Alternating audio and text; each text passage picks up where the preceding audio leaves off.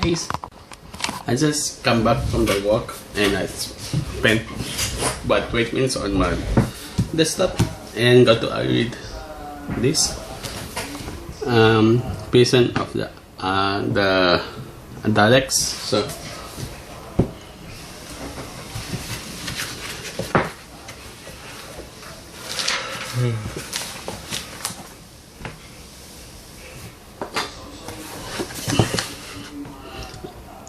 I love writing the person of the dialogue. In some way, it was the easily doctor book I have ever written. I don't think it would be, not at first when I asked to do it. The person seemed very great. Dialogues with David Tennant as the doctor on his own, with no company, no effect to the time war or the ongoing series. Oh, there was so much that would go on wrong. I felt, oh no, to be asked because this was the first rank Oig Doctor book to feature the Dalek for a long time. But I was being put on in a position of trust. I had to go get it right. A bit of background: the book I had to write was to be one of the C.S. Oig novels to celebrate and showcase the most famous master of Doctor, to be published in the year of the TV special. In the very book Papa 10 Doctor Fanny Barrier, there were other masters, of course, but this one was the features the Dalek, the dog all-time greatest enemies, Doctor Who Prime Masters. One thing besides the Doctor and the TARDIS most, I fully expect to be paralyzed with excitement. Could I think of a good enough stories? A killing story that would, although the dark and the in print, they serve but the new fans of the show and the art too. But it was not all that in the end, because the story I've been writing to write since I was since John was the doctor. Pace was the doctor, just bring straight out. It was the story that wrote itself, the characters. I never thought of yet, but I could read it. As the Doctor were, and they want joy to write. They have no names quite whatsoever. They are pure, they are unleashed, they are menace, they are darkness, heaviness. They are like, I mentioned Joe Pence, alright, no one just mentioned Joe. He was saying the name reverse. He was the first Doctor I watched as the Spain's Impossible Child. Now Spain as Impossible, some of that his TV stories, Sting Rooms, Village and myself, self-practice. One of them as the plant of that was 1933 for those who remember. Okay. Basa ko. Basa ako. Bakit ma? Yung washing machine mag-start ako. Labada? Oo, ako na lang.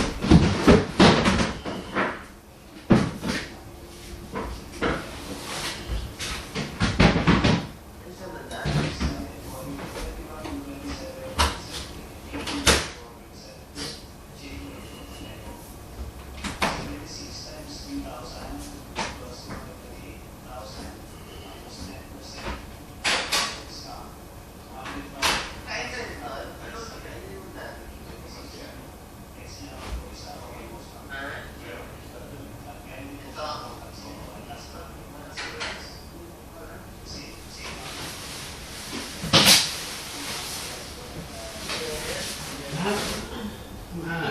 Ma? Ma? Kakat?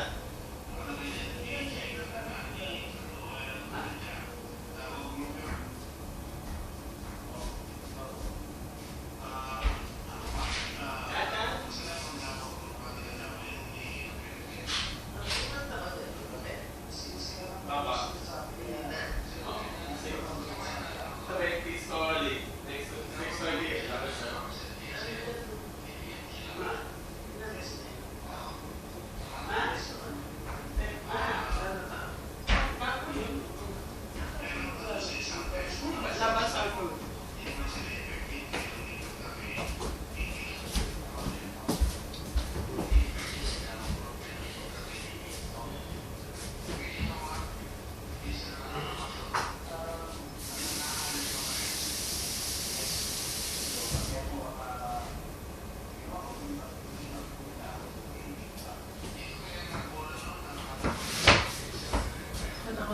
Lahat mama.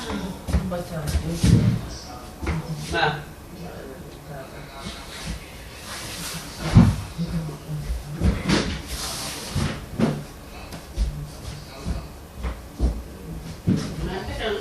Ayos. Ayos ko. Ang taga yan? Ma? Tanda? Hindi.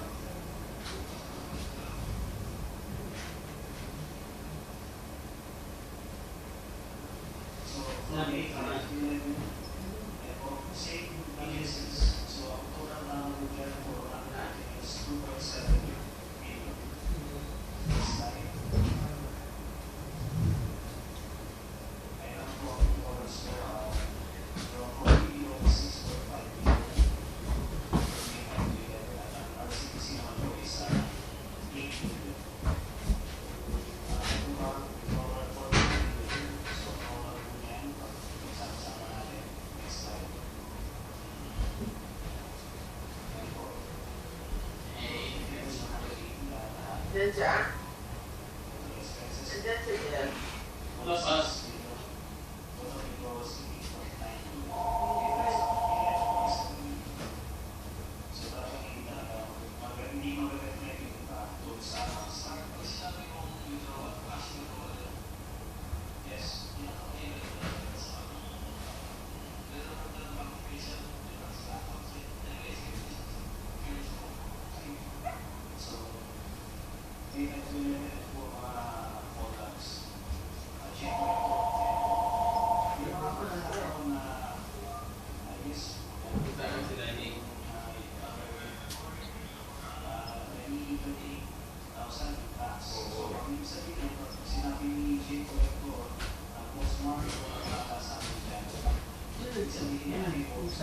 Di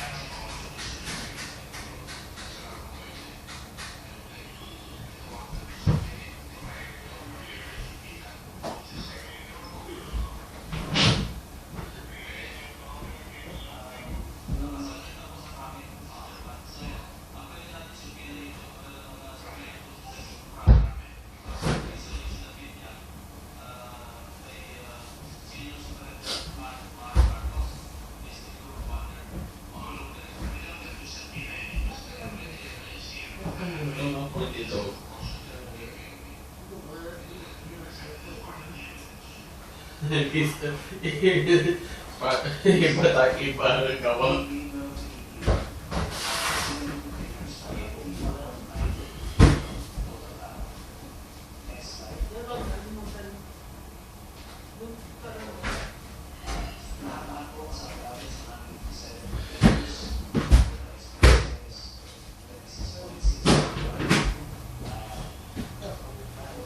Ha?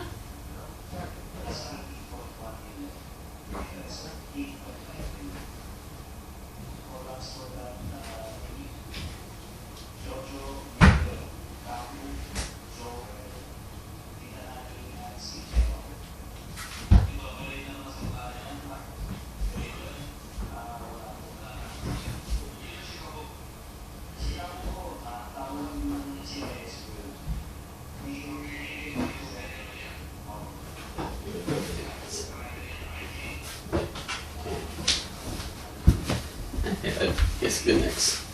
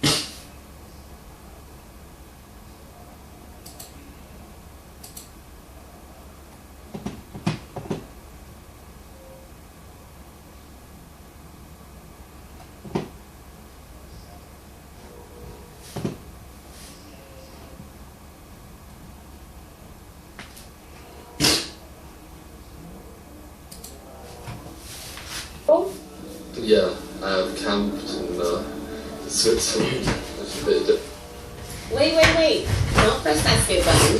Did you know that you can earn your psychology degree from home?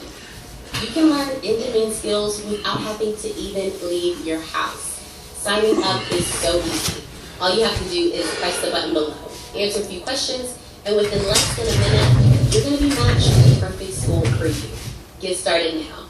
Different. That sounds posh. Yeah, it was posh. It was posh camping, imagine that. Glamping. I think the car way better than that Ford that I ever had. That Ford. Stefan was a disappointment. To be honest. Absolutely incredibly perfect. When am I going to be allowed to drive the car? Am I not allowed to drive the car? You can't even drive stick. No, I would have let you drive Stefan first. Am I allowed to drive the car? You can't even drive stick. No, I would have let you drive Stefan first. We'll see. I'm a very good driver. Maybe at the end of this trip we'll develop a trusting relationship where I might let you drive it under my careful surveillance. And we're going to have the water lesson. She's sitting there kind of lonely, right? Yeah. Don't have it now? Yeah. Did you? Look at the size of this knife. Look at the size of the watermelon. You can do it. I think you're strong. Energy. No way. Oh, bootcamp session number 2. How to drive stick. Before you put it in first gear, in order to put it in first gear would be interesting. I look good. Because you can't just shift it into first gear, right? You have to, yeah, the clutch for that. Yeah, exactly. Now, first gear. And now what? To first gear, and the clutch is like, and you've got the flat first and go. I'll let you go. I can do it. No. Try to switch in a second. We'll do that tomorrow. Well, I can do it. No.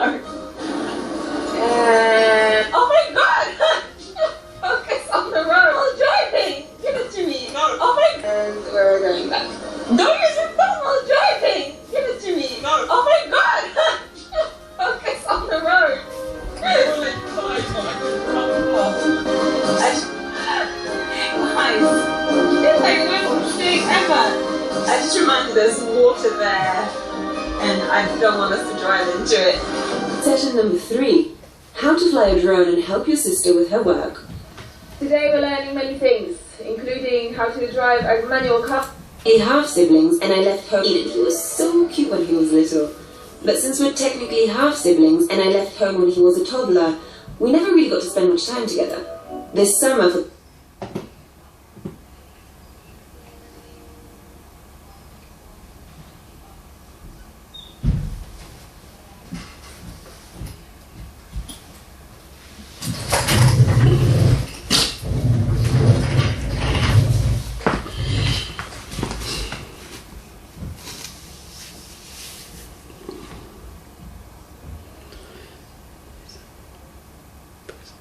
So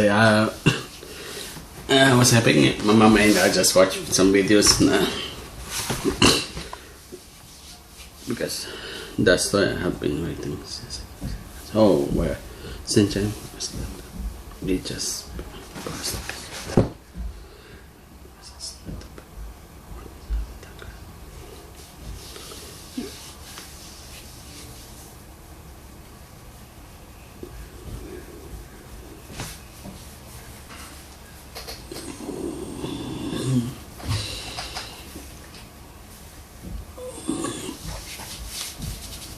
Alright. And you next. Oh.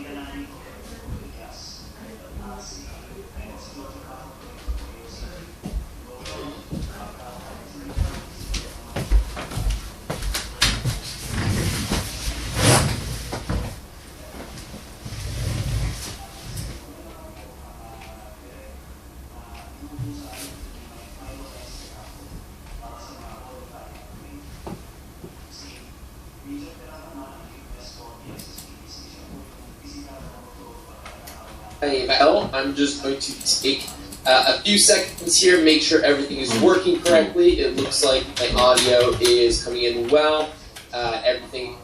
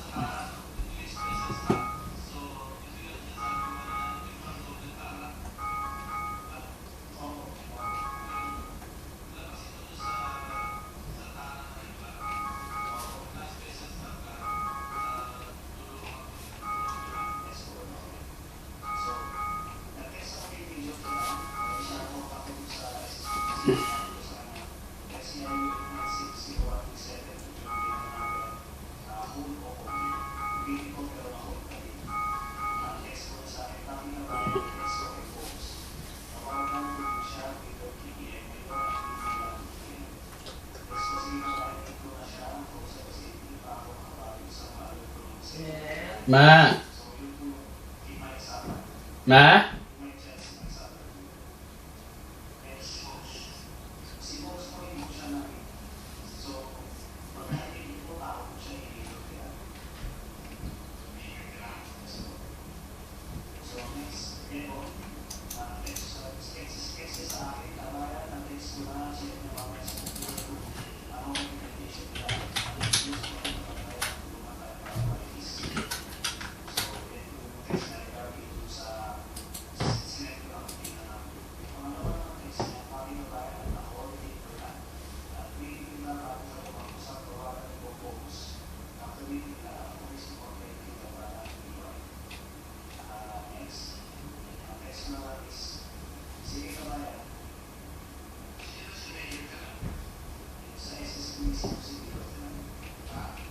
Ma, bakit ma?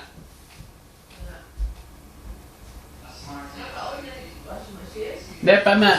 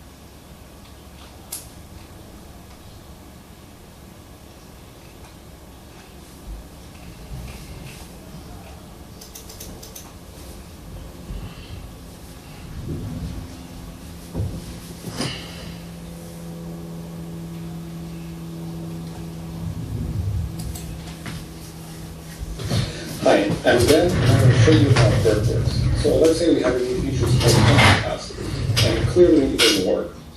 Is that something that tells you these people don't have financial wherewithal? It's really writing an article.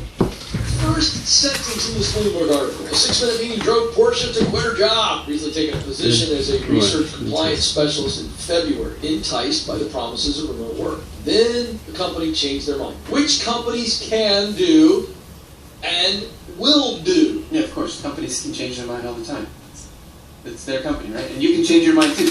And that's what people are doing. The final straw. Listen to the language of this article. This is a reporter that's talking to this one.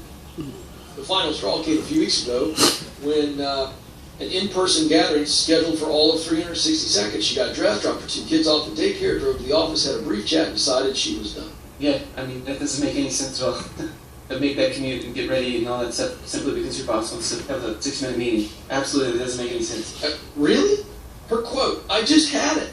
I just had it. I couldn't do it. It's too much. To go to the office, have a meeting. Quick pause. Okay, I get that it was not a very long meeting, but it doesn't matter. You can't just tell companies, yeah, I'm only going to remote work, and if they change that, you can't just say, no, you can quit, and she quit. And good on Porsche. Good for her. She quit. And you see, he shakes his head like, this bitch dumb. She's so dumb. She shouldn't have done that. She quit over something so silly. Ken, I don't think you're getting it. I don't think you're getting it, buddy. This happens from a pattern. There's probably a build-up point. You know, your bosses do this over a certain amount of time, and you're just like, wait, this isn't worth it anymore. And so then you quit. This probably just wasn't a one-off deal. And then she was like, okay, bye. But if this is some of you that are watching this and you go, hey, I really like working from home. I want to work from home, and I don't like it when they make me come into meetings. Well, let me tell you something. Good luck. Go job hopping. That's fine. But this is an attitude issue that it's people respecting their time. It's people respecting their life. It's people not living to work. Listen to this. There's the notion that some bosses will make those in the generation less familiar with remote work. That's a nice way of saying older people are eager to retain tight control of their meetings. Listen to what she says. They feel like we're not working. That's true. That's the object permanence problem. If they can't see you working, how can you be working? The concept of judging people on the results of what they bring doesn't seem to be something that they can really soak in and understand. You can visually see you typing things on your keyboard. That's why they make you download all the remote tracking software and judge your mouse movements. You know, if you're not moving your mouse, you're not being productive. They don't understand. It's a boomer power play. Yes. Yes, it is. This is what it is. And this is all I'm going to do. You work for the company. I mean, you kind of work for the CEO at the end of the day, though. You can say the company and hide the CEO behind the company, but at the end of the day, you work for the CEO. Like, the buck stops with the person that has authority. The buck doesn't stop with some arbitrary company deity, okay? Regardless of Mitt Romney saying corporations are people. They sign your paycheck. Okay, so what? Remote work absolutely is a viable option for some companies, and it has proven to work. But just as many positive stories that are out there on remote work, there are just as many negative stories, and the data is clear. Culture suffers. Who cares about culture? It just does. But if your culture is okay with that, fine. But some companies want a culture of people being in the office and all the benefits that come with that. What he's really meaning to say here, when he says the company wants a culture, is that like a few people at the top want a culture, not the employees. The company drive to go to a 6-minute meeting, Ken. Who's old and outdated?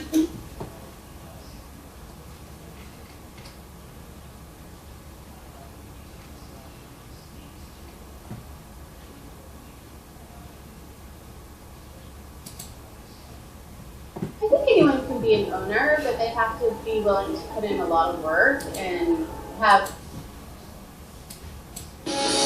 All right. From USA Today, the workday working from home doesn't just feel longer, it actually is longer. Harvard Business School did a study of more than 3 million people in 16 cities across the globe and found that the average workday increased by 48.5 minutes during the pandemic's early stages About 40% of hybrid or remote employees say their workdays have become longer in the last 12 months. About 67% of employees surveyed agree that their expectations of flexibly working have increased. Now, I've been telling you this is coming, this trend. Well, I just want to kind of work these hours, and it's interesting. 55% agree that flexibility is a factor in whether they stay with their employers. So, here's what's going to be very interesting. The desire of people for flexibility colliding with companies' adaptability, and are they willing to do this? Somebody asked me yesterday here in the office, a colleague said, where's the 40-hour work week come from? And to be honest with you, I don't know. You know, I haven't done the history on it. It doesn't matter. But it is a cultural, certainly an American cultural norm. Working 9 to 5, you know, Dolly Parton made a song out of it, all right? The reality is that the 4-day work week, you know, if you're looking for 40 hours, and that's the cultural norm so far still, you know, our company's going to be fine with you working Monday through Thursday. You know? I mean, if you're working 40 hours and you're going, well, I'm doing it Monday through Thursday, I'm working 10 hours. And I don't know how companies are policing these remote workforces. We didn't do it for very long at Ramsey Solutions, so I don't know how you police it. You know, that's scary and creepy. People working at home, well, you know, what's going on there? So what does it come down to? The point I'm making is productivity is really measured, not so much the amount of hours. So, why is the day extended? I'll tell you why. Because you used to go to work and you used to go home. Now you don't go to work. You walk from the bedroom or the kitchen to the office, and there is no, well, I got to go home. I want to see my kids. They're running around bothering you all day. So you're like, I don't actually want to see those little ruffians. I want to stay locked in my computer so they'll leave me alone. Just keeping it real, folks. For some of you, it's the, well, I'm sitting down in front of this computer.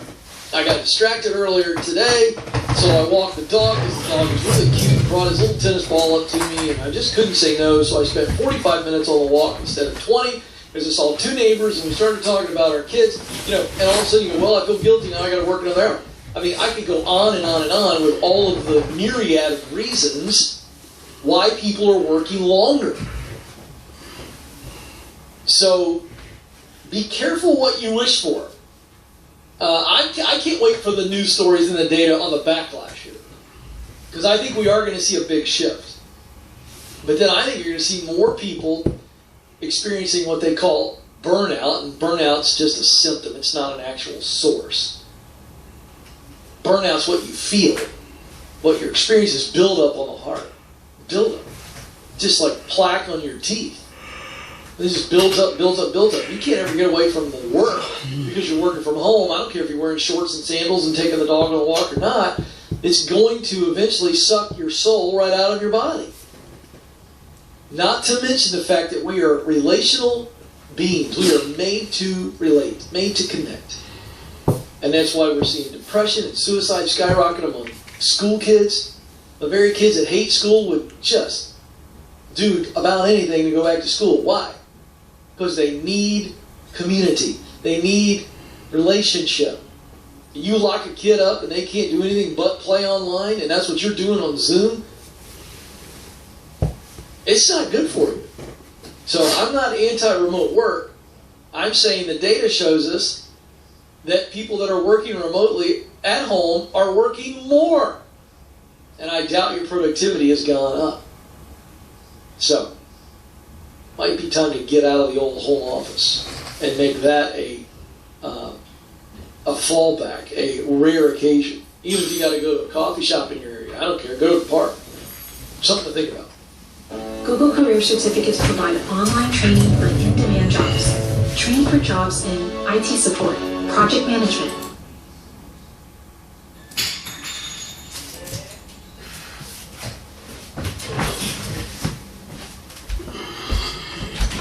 Matt?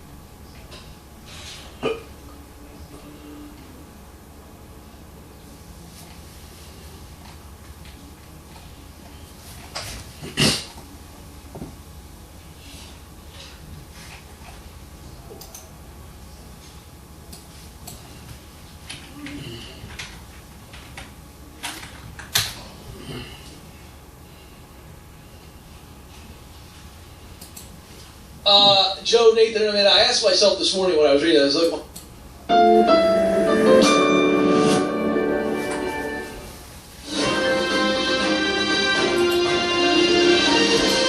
Wall Street Journal headline, these people who work from home have a secret. They have 2 jobs. What? Now, I should have seen this. And I asked myself, Joe, Nathan, I mean, I asked myself this morning when I was reading, I was like, why didn't I see this coming? This is so obvious. And I think it's because I'm like, I'm not as cynical as maybe I thought I was. Maybe I want my fellow man to be more honorable. Maybe, let's just see. A small dedicated group of white-collar workers in industries from tech to banking to insurance say they found a way to double their pay. They work 2 full-time remote jobs. They don't tell anyone. Duh. And for the most part, they're not working too much either. Okay, now this is where, if they post this on Instagram or Facebook, but particularly Instagram, people get a little ornery with me because they get their feelings hurt because they love remote work and they don't ever want to go back to an office. And they think, oh, Ken, you're just demonizing remote work. You're just so mean. No, listen, I'm not. What I'm saying is, this happens with remote work. Why? Because there's nobody watching these people. And so it's an honor system. And so these people are going, well, my boss has no idea what I'm doing other than whatever meetings I got to show up to, reports, calls, whatever. Answer my emails. I've got time. I'm going to get another remote job. Neither company, by the way, knows about the other. For this group of people, and by the way, the Wall Street Journal is saying this is a small group of people. I don't buy that. But there's a movement behind this, folks. Listen to this. There's a new website called Overemployed, started by 2 tech workers this spring, and it aims to rally workers around the concept of stealthily holding multiple jobs. Okay. Can I rewrite that? Here's an alternate sentence. These folks are emboldened by a new website called Overemployed, started by 2 tech workers this spring. And this spring, it aims to rally workers around the concept of lying to your employers so that you can hold down 2 jobs and make more money. That's the alternate way of writing. Now, here's where this movement's coming from. And I want to kind of bring this full circle. They frame this overemployed concept as a way of wresting back control after decades of working for the man who doesn't pay the bill. Does that make it right? I ask you, does it make it right? Have these people been treated poorly by bad leaders? Guaranteed. Does it make it right to have 2 remote jobs and neither company knows about it? This is a direct quote in the article from a 29-year-old software developer. It's 2 jobs for 1. He estimates, he works for a media company and a live events company. He estimates he's logging 3 to 10 hours of actual work a week when he had 1 job. So he could add another one, and he said this. He goes, basically, I knock down the work I need to do for both, and the rest of my time is just attending meetings and pretending to look busy. So herein lies the problem with remote work. There is no accountability, and people will abuse it. I'm not saying everyone. Please don't send me nasty comments. I didn't say that everybody's dishonorable and everybody's cheating the system. I also, can I just say, I understand why people may feel jilted and what they couldn't get ahead, and they're enterprising. They're going, look, because can I just say this? If you are a leader and you are just going, we're okay with remote work, and we're not going to have systems and accountability in place, you will be abused by some people. So, yeah, there it is. I guarantee you this is going to happen more. I mean, you got guys putting a website out. They're like brash about it. Good for them. I mean, I got no problem with somebody trying to make a buck. Or two. I got no problem. But I will tell you, I think it's wrong to collect a full-time salary. And you're supposed to be giving full-time effort. And your company thinks you are, and you're knocking down another full-time job, and neither company knows about it. And I know that all the arguments, I can hear them now, Jim. Well, it only takes you 15 hours a week, so I'm really not... Well, is it really clear between you and your leader that you're only working 15 hours a week for what you're getting paid? If it is, I applaud you, but that's not what's going on here. These people are being paid by companies to give a full work week, and they're working 2 jobs, making 2 incomes. So that's dishonorable. If they don't know about it, you are lying. I'm just going to tell you. I'm sorry. But I say all the time on the show, we wear our big boy pants and our big girl pants here. And, but let me tell you, leadership in companies that are all remote work and there's no accountability, they've set themselves up for this. So part of me, Joe, goes, I got a little Robin Hood in me. I don't think it's right. But I kind of look back and go, you kind of put yourself in the situation. You know what I'm saying? Let me tell you what doesn't happen. If you've got people working in an office like we do at Ramsey Solutions, I promise you, people are knocking down 2 full-time jobs while working here. They may have a side hustle, and we have no problem with that. But it's called a side hustle for a reason.